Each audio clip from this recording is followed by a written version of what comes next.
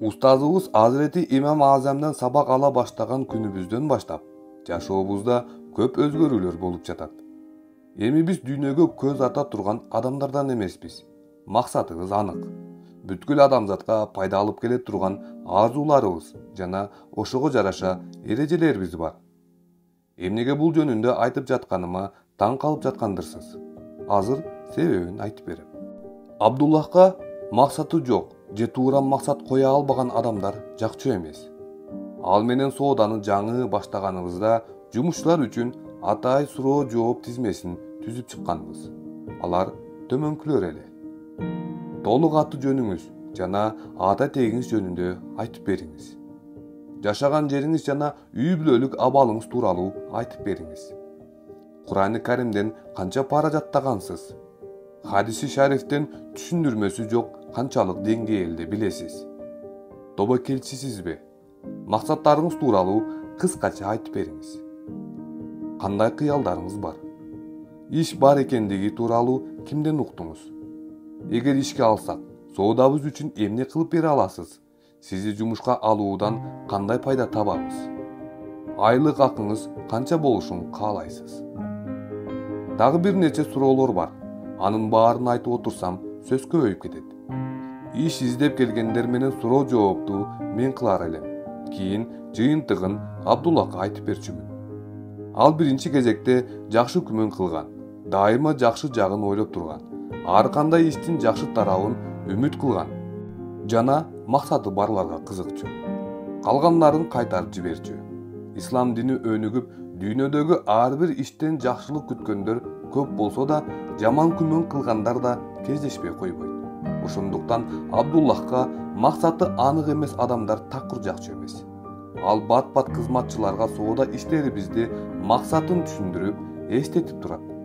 Өз максаты болбогон жалкоолорго 3 ирет эскертип, сабак болбосо жумуштан бошотор эле. Ишке күнүмдүк тартип эреже менен келиш адат бизге.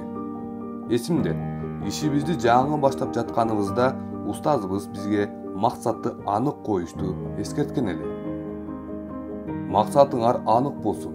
Максатыңар анык болбосо, натыйжа да анык болбойт. Жүрө береличи, алдыбыздан бир нерсе чыгып калар деген сыяктуу эптеме иштердин аягы да эптеп-септеп болот. Максатыңар султандарды шаштырып коюшу керек. Инсандарга болсо пайда алып келиши керек. Аллах баштаган ишиңерге береке берсин. Ушул сөздөр күнүндө кулагыбызга жаңырып турат. Арадан көп убакыт өтпөсүн Абдуллах бышык матаны алып, сапаттуу сыя менен 30 максат жазды. Андагы жазуулар жакынкы 50 жылда эскирбейт да, өчпөйт да. Максаттары так, анык жана ушунчалык көп болчу. Оозум ачылып таң калдым. Эң башына Аллах кааласа ушул максаттарыма албетте жетемин деп жазып коюптур. Таң калып карап турсам, жылмайып, далман таптап сүйлөй баштады. Аллах Таала карыз алды бердиден баштап кылына турган иштерге чейин жазып коюуга таалим берген.